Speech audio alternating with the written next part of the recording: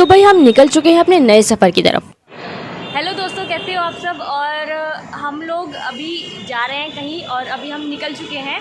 तो हम final destination हम लास्ट में बताएंगे हम कहाँ जा रहे हैं। और अभी मेरे साथ है प्रभात, जो कि आप सब कुछ जानते होंगे इनके बारे में। तो हम जाएंगे राजधानी एक्सप्रेस से। तो हम राजधानी एक्सप्रेस का आपको पूरा दिखाएंगे कि वहाँ पे किस तरह की फैसिलिटीज़ है। तो हम लोगों की मेट्रो आ चुकी है। मेट्रो से हम पहुंचे न्यू दिल्ली। स्टेशन पर पहुंचे तो देखा कि ट्रेन वहां खड़ी थी। जल्दी से हमने अपनी सीट ढूंढी और सारे बैग्स वहां जाकर रख दिए। अब ट्रेन चलने में थोड़ा टाइम था तो बैठे बैठे मैं हो गई थी बोर। तो सोचा क्यों ना आपको ट्रेन का जायज़ा करा दिया जाए। तो मैं आ गई ट्रेन के बाहर। तो हम लोग अभी राजधानी एक्सप्रेस के लिए निकल चुके हैं और ये पूरी राजधानी एक्सप्रेस है। इसके अभी ये देखने का भी खाने के पैकेजेस हैं और मुझे दिखे खाने के डब्बे जो हमें रात को सभी यात्रियों को दिए जाएंगे। तो भाई मैं चलती हूँ अब अंदर, कहीं ब्लॉगिंग के चक्कर में मेरी ट्रेन ना छूट जाए। बहुत महंगी टिकट है भाई। ये गेट बड़ी ही मशक्क़त के साथ मैं खोल पाती हूँ, वरना बहुत ज़्यादा टाइट होता है, खोलने में काफ़ी प्रॉब्लम होती है। तो फाइनली गेट खुल गया। ट्रेन में थोड़ी बहुत तो साफ़ सफाई है। तो ये यहाँ पे डस्टबिन लगा हुआ है, डस्टबिन है और ये मिरर लगा हुआ है हाथ धोने के लिए। ये टॉयलेट है। तो अभी न्यू दिल्ली से बनी है ये, चली है मतलब बनी है। तो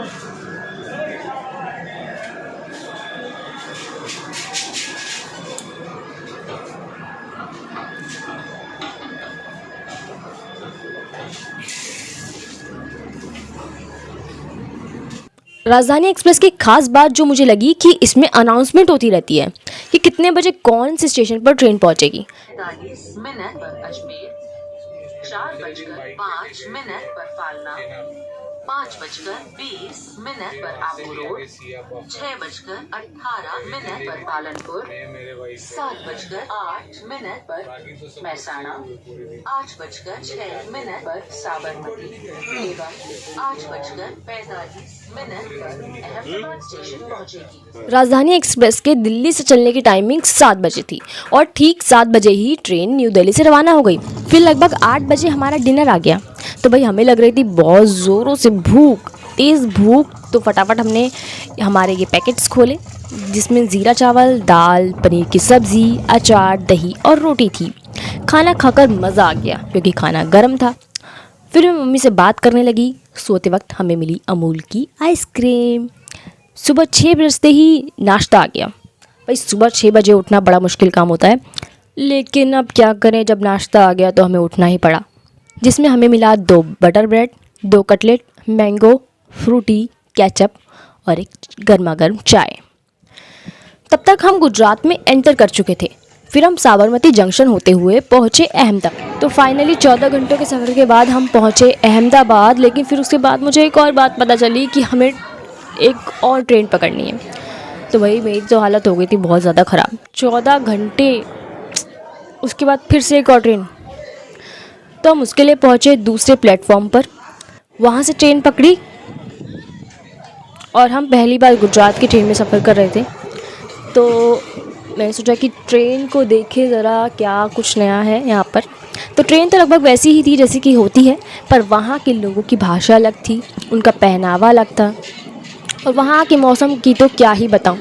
इस वक्त दिल्ली में भयंकर ठंड पड़ रही है और गुजरात में भयंकर गर्मी। ट्रेन में आप देखें ऊपर पंखे चल रहे हैं। ये महाशय अपनी नींद पूरी करने में लगे हुए हैं और हमारी सीट के सामने वाली सीट पर बैठे अंकल गुजराती अखबार पढ़ रहे हैं, जो कि मुझे बिल्कुल समझ नहीं आ रही। इतनी देर में टीटी अंकल भी आकर टिकट चेक करने लगते हैं। तो भाई मैं तो हो रही थी बैठे बैठे बोर, क्योंकि हमें लगभग इस ट्रेन में 3 से 4 घंटे का और सफ़र तय करना था।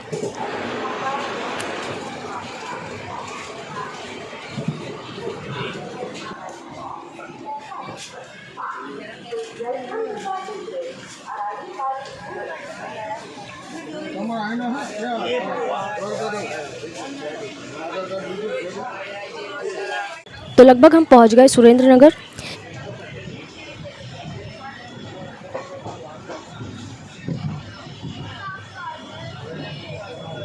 इसके बाद मुझे दिखी पवन चक्की। जो कि मैंने अभी तक सिर्फ किताबों में पढ़ी थी, देखी थी। और पवन चक्की का काम ये होता है कि वो बिजली पैदा करती है।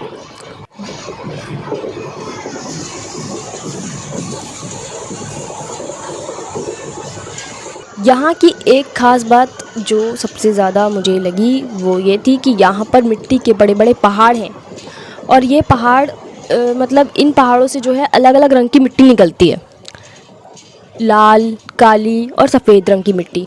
तो पहले तो मुझे लग रहा था कि यार ये लाल रंग की मिट्टी कैसे मतलब यहाँ पर है, क्योंकि खेतों में भी वही दिख रही थी, कभी लाल रंग की दिख रही है, कभी एकदम सफ़ेद रंग की दिख रही है, कभी काला रंग आ रहा है। तो धीरे धीरे जैसे जैसे ट्रेन आगे बढ़ती गई तो भाई मुझे दिखे बड़े बड़े ये पहाड़ मिट्टी के, जहाँ से मिट्टी निकाली जा रही है। और इसके बाद मुझे दिखाई दी एक नदी जिसका पानी दूर से काफ़ी चमक रहा था।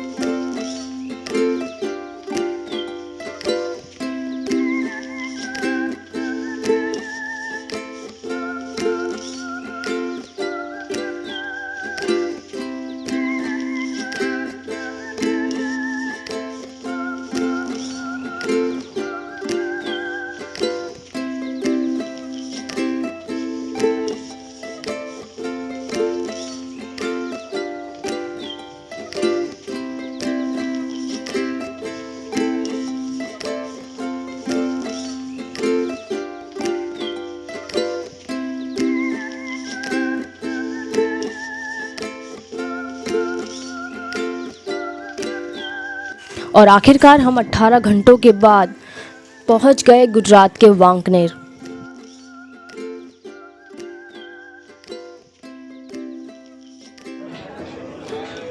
तो मैंने आपको दिखा था कि हम शुरुआत में मेट्रो में थे और मेट्रो से हम लोग न्यू दिल्ली से हम पहुँचे गुजरात के अहमदाबाद में, और गुजरात के अहमदाबाद से अब हम आ गए हैं वांकनेर में, जो कि मेरे पीछे आप देख सकते हैं ट्रेन जा रही है अभी। राजधानी से गुजरात में अहमदाबाद तो आ गए, लेकिन अभी हमें जाना था थोड़ा दूर और मोरबी जाना है।